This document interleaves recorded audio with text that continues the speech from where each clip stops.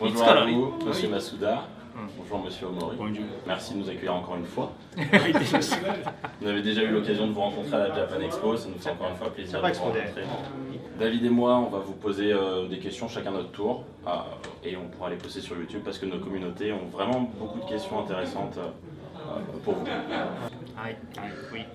Donc je voulais savoir, vous travaillez sur le développement des jeux Pokémon de manière, durant des jours, des semaines, vous connaissez les jeux quasiment par cœur finalement à la fin.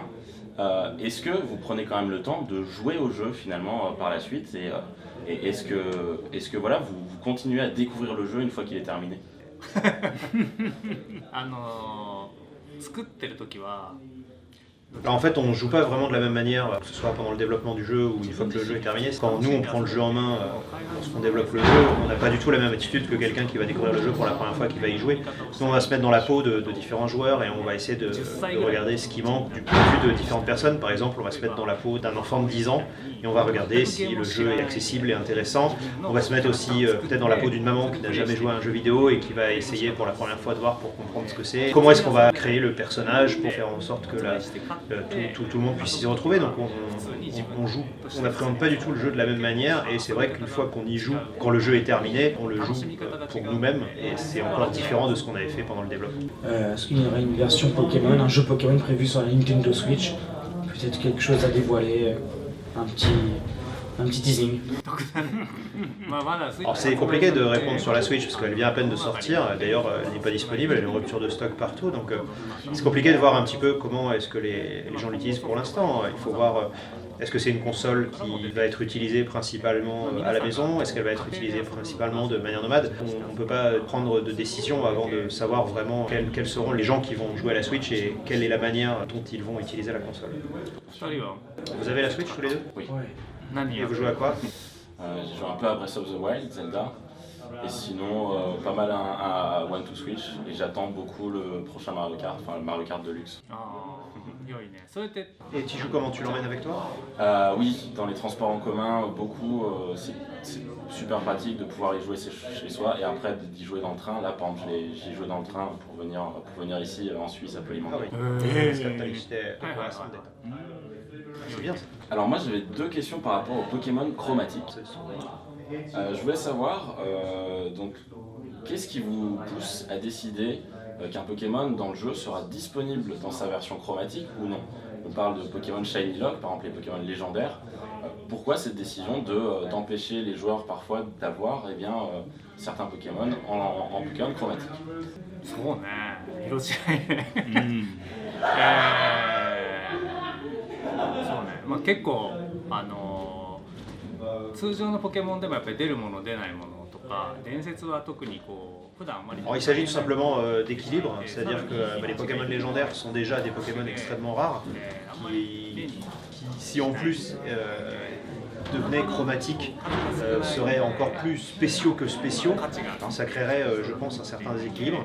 Et pour ce qui est des Pokémon qui peuvent être chromatiques ou pas chromatiques, il s'agit aussi de créer un équilibre, de rendre les Pokémon plus ou moins rares, parce que après, si tout le monde avait des chromatiques, le chromatique serait le Pokémon de base, et ça n'aurait plus aucun sens. Justement, par rapport à ça, du coup, par exemple, les légendaires sont actuellement non disponibles en chromatique dans les jeux, mais par contre, lors de distribution, Nintendo distribue des Pokémon chromatiques, et là qui sont disponibles du coup pour tout le monde, puisque tout le monde a ce Pokémon chromatique.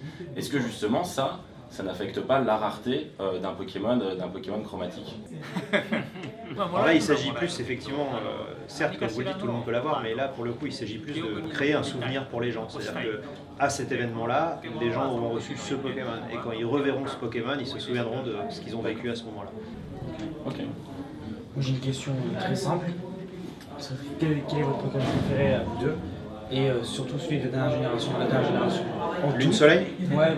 Lune Soleil et Total. Voilà, exactement. Mon Pokémon préféré de les Pokémon, c'est Mystico-Quack. 自分は総合で言うと Alors mon Pokémon préféré, c'est Sepiatov, tout simplement parce que c'est moi qui ai inventé le principe de retourner la console pour le faire évoluer. Et je trouvais ça vraiment marrant de m'imaginer partout dans le monde les gens qui retournent leur console et qui découvrent ça complètement par hasard. Donc C'est pour ça que c'est mon Pokémon préféré. Et je suis très fier d'avoir eu cette idée. になったっていうのが面白いなと思っています。 Moi, mon Pokémon de Lune et Soleil préféré, c'est Noix de Coco format Alola. Je trouve qu'il symbolise extrêmement bien l'évolution des espèces telle qu'on a voulu la représenter. Et donc, on peut se dire que les formes d'Alola changeaient vraiment énormément par rapport aux Pokémon qu'on connaît. Bon, par contre, ça va être compliqué de le faire en cosplay. Alors moi, mon Pokémon préféré dans Lune et Soleil, c'est Rocabo, tout simplement parce que dans la vraie vie j'ai un chien et il est vraiment très mignon et Rocabo me rappelle mon chien. Puis le fait qu'il ait une évolution différente selon Lune et Soleil, je trouve que ça symbolise bien l'ambivalence des deux titres. C'est aussi mon Pokémon préféré de la génération Rocabo.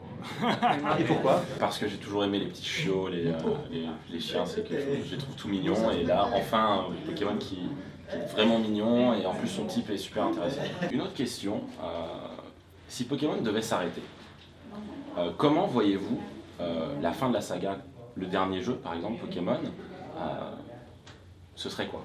Est-ce que c'est quelque chose que vous avez même imaginé un jour ou pas du tout, ou c'est quelque chose que vous n'avez pas imaginé? On n'a jamais vraiment réfléchi à ça, je ne sais pas ce que ça donnerait. Je pense que ça se terminerait avec Sacha qui a 80 ans. Je pense que ça finira avec Sacha qui est enfin maître Pokémon mais qui est tout vieux. Je suis devenu maître Pokémon. Est-ce que c'était un gros challenge de changer le fonctionnement de base des arènes en épreuve, de changer vraiment bouleverser Pokémon, qu'on a vraiment plus le même système d'arène, etc.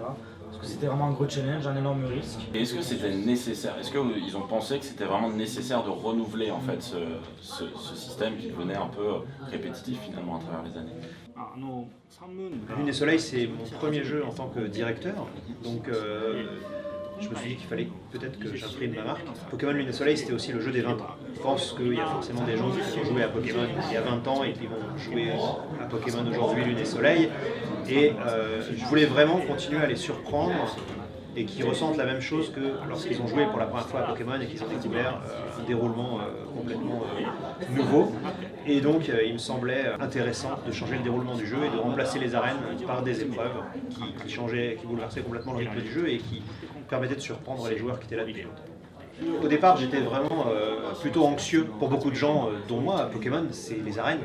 Après, je me suis rassuré en me disant que le concept que nous avions mis en place allait être amusant dans la mesure où le principe c'était d'avoir des boss, faire en sorte que les Pokémon aussi soient des boss, les fins de niveau. C'est symbolisé par le fait que les épreuves, il faut les passer en battant des Pokémon. Et en me disant que les gens comprendraient ce choix, je suis tout de suite devenu beaucoup plus serein, d'autant plus que je suis persuadé que c'est vraiment quelque chose d'intéressant. J'imagine que vous travaillez déjà sur ce que va être Pokémon dans quelques mois, dans quelques années avec les prochains jeux.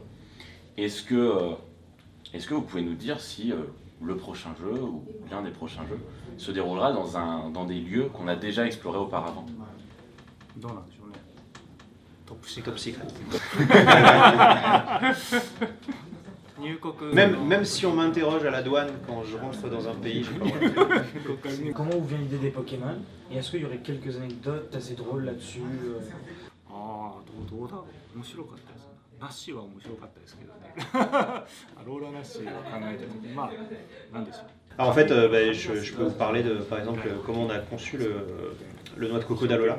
En fait, l'idée de base, c'était de faire qu'un noix de coco qui aurait pris le soleil d'Alola serait beaucoup plus grand qu'un noix de coco normal. Mais le graphiste s'était lancé un défi de remplir l'écran. Et donc, il a refait le dessin énormément de fois jusqu'à ce que le cou du noix de coco d'Alola soit suffisamment grand pour remplir totalement l'écran. Et au bout d'un moment, il est même allé un peu trop haut. Et ça nous a fait tellement rire de voir que la tête dépassait qu'on l'a gardé comme ça. Et c'est comme ça qu'on a fait un coup aussi grand pour le noix de coco d'Alola. Je voulais savoir justement par rapport aux formes d'Alola, à quel moment du stade de développement du jeu vous avez décidé d'inclure ces formes d'Alola dans le jeu? Parce que je me suis demandé en fait si ça n'avait pas un rapport avec l'arrivée de Pokémon Go et son essor, puisque les formes d'Alola sont uniquement des Pokémon de la première génération. Est-ce que Pokémon Go finalement a eu un impact dans ce choix d'ajouter les formes d'Alola? Alors absolument pas. Le principe de base de Pokémon Lune et Soleil, c'est qu'on voulait créer une région qui ressemblerait un petit peu aux Galapagos, où les espèces ont été tellement isolées du reste du monde qu'elles ont évolué dans des directions complètement différentes de ce qui existe en vrai. Et on voulait forcément l'illustrer en montrant des Pokémon qui existent déjà et qui auraient changé de manière différente par rapport à ce qui existe dans les régions de Pokémon que vous connaissez déjà. Et le choix de ces Pokémon a été très évident pour nous, ça a été de prendre les Pokémon de la première génération, tout simplement parce que Pokémon Lune et Soleil était le jeu du 20e anniversaire. Pokémon Lune et Soleil et Pokémon Go ont très peu d'interactions entre eux, tout simplement parce que pendant qu'on développait Pokémon Lune et Soleil, Pokémon Go n'existait pas encore, et surtout, on n'aurait jamais pensé que Pokémon Go aurait connu un tel succès. Donc, que ce soit Pokémon Go ou Pokémon Lune et Soleil, ce sont deux œuvres qui mettent en avant les Pokémon de la première génération, parce que ce sont deux jeux qui sont là pour fêter le 20e anniversaire de la série. Voilà, ce qu'il faut savoir, c'est que Pokémon Go, c'est pas un jeu Game Freak, même si moi, personnellement, je suis impliqué. Monsieur Omori était pas tellement au courant de ce qui se passait du côté de Pokémon Go, parce que c'était vraiment deux équipes totalement différentes. Eh ben, merci beaucoup d'avoir répondu à la question. Et puis à une prochaine peut-être.